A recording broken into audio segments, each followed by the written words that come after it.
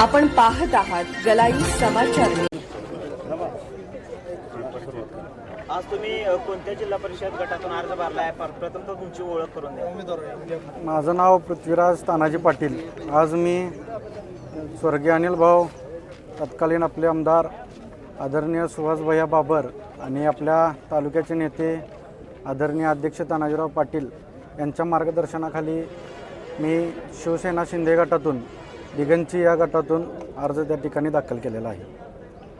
दिगंची गट हा आरक्षित आहे, आरक्षित गटातून आपण अर्ज भरलेला आहे। आज खरं सांगायचं झालं तर मला वाटते दिगंची गटातून सर्वसामान्य कार्यकर्त्यांच्या आग्रहानं मला वाटते मी त्या ठिकाणी अर्ज भरलेला आहे। मी पृथ्वीराज तानाजी पाटील नसून एक सर्वसामान्य कार्यकर्त्यांचा नेता त्या ठिकाणी किंवा त्यांच्या आग्रहानं त्या ठिकाणी अर्ज मी त्या ठिकाणी दाखल केला। ओबीसीवर अन्याय होते असं वाटते? ओबीसीवर अन्याय होईल असं मला वाटते क्वचित वाटणार नाही, कारण की सगळ्यांच्या आग्रहानं प्रत्येक गावातल्या माणसाच्या मला वाटते तळमळीनं त्यांनी सांगून अध्यक्षांपाशी आग्रह करून त्या ठिकाणी मी अर्ज भरलेला आहे। शिवसेनेचा आणखीन तुम्हाला पॅरलर म्हणून कोणी अर्ज भरलाय का? मला वाटते शिवसेनेतून तिघा चौघांनी त्या ठिकाणी अर्ज दाखल केलेला आहे। तुमची उमेदवारी फायनल आहे शिवसेनेकडे? असं काही सांगता येत नाही, पक्ष जो निर्णय घेईल तो मला मान्य आहे, ज्येष्ठांचा निर्णय अंतिम राहील। युवा चेहरा म्हणून तुम्ही लवकरच निवडणुकीच्या रिंगणात उतरलाय। विरोधकाकडून काही आरोप पण होते की वडिलांकडे सगळं दिलं असताना सुद्धा पोराला या निवडणुकीमध्ये उतरवलंय। एक घराणेशाही कुठेतरी चालवली असं वाटतं? घराणेशाहीने त्या ठिकाणी चालवले असं मला कदापित त्या ठिकाणी वाटत नाही। मागं आता नगरपंचायत निवडणूक बी त्या ठिकाणी झाली, पण मला वाटते कुणबी अर्ज आमच्याकडे असताना देखील आम्ही त्या ठिकाणी नगरपंचायत हद्दीत कधी त्या ठिकाणी दाखल केला नाही।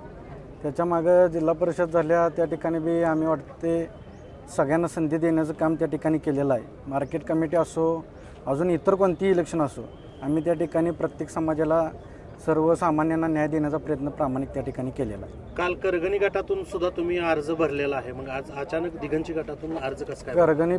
करगणीतून पण भरलेला आहे, दिगंचीतून पण भरलेला आहे। जे काही वरिष्ठ नेते घेतील, पक्ष निर्णय घेईल तो मला मान्य आहे। थांबायला लागलं थांबून जे पक्षासाठी चारही गटात मी पळायला त्या ठिकाणी तयार आहे। पण मिळालेल्या माहितीनुसार करगणी हा गट शिवसेना आणि राष्ट्रवादीची युती होऊन राष्ट्रवादीसाठी तो गट सोडण्यात आला आहे, हे खरं आहे का? काय असेल तर ते शेवटी ज्येष्ठ त्या ठिकाणी निर्णय घेतील। मी शेवटी कार्यकर्ता म्हणून त्या ठिकाणी काम करतो।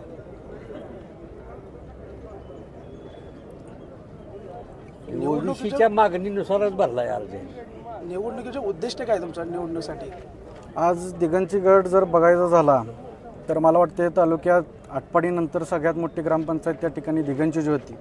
दिगंचीची लोकसंख्या बी त्या ठिकाणी भरपूर आहे आणि आज ते गाव आज शहराच्या दिशेनं त्या ठिकाणी वळत आहे। तिथं विकास मोठ्या प्रमाणात झाला पाहिजे। शहरीकरणाकडे वळताना मला वाटते नवीन काही गोष्टी योजना त्या ठिकाणी राबवल्या पाहिजेत। रस्तं का वीज किंवा गटर हे मला वाटते कार्यकर्त्यांनी किंवा सर्वसामान्यांनी निवडून दिल्यानंतर नेत्याचंही कर्तव्यच आहे, त्या गोष्टी केल्याच पाहिजे। त्या इतर सर्व काही गोष्टी सोडून वेगळं काय लोकांसाठी देता येईल, विकासासाठी वेगळं काय गावासाठी करता येईल याचा प्रामाणिक प्रयत्न मी त्या ठिकाणी करीन। आणि मी एक तरुण म्हणून त्या ठिकाणी उभा आहे। नक्कीच मी त्या ठिकाणी तरुणांचा विचार करून त्यांना रोजगार हाताला कसं लागतील याचा विचार मी 100% प्रामाणिकपणे त्या ठिकाणी करणार। गेली 10 वर्षे एक हाती सत्ता, 10 वर्ष दिगंचीमध्ये एक हाती सत्ता तुमचीच आहे, मग तरी सुद्धा तुम्ही अजून विकास करण्याची गरज आहे असं का म्हणता? गेले 10 वर्ष जरी आमची सत्ता असली, एकदा मला वाटते सत्ता आली की माणूस पुढच्या वेळी मत करताना विचार करतं की गावात विकास काय झाला आहे, नेत्यांनी आपलं काम केले का, किंवा आपल्या अडीअडचणीला त्या ठिकाणी आले ते का, आपल्या सुखादुखात त्या ठिकाणी आले ते का, याचा विचार मला वाटते सर्वसामान्य जनता करते आणि पुढच्या इलेक्शनला त्या ठिकाणी मतदान करते। पण गेले 10 वर्ष आमच्या मागं सत्ता आहे, याचं पण कारण आहे लोकांसाठी आम्ही त्या ठिकाणी गेलेलो आहे। सर्वसामान्यांच्यात जाऊन आम्ही त्या ठिकाणी काम केलेलं आहे, त्यांच्या सुखादुखात जाऊन आम्ही त्यांच्यासाठी उभा राहिलेलो आहे। म्हणून त्या ठिकाणी लोक आमच्या पाठीशी त्या ठिकाणी खंबीरपणे आमच्यासाठी उभा आहेत।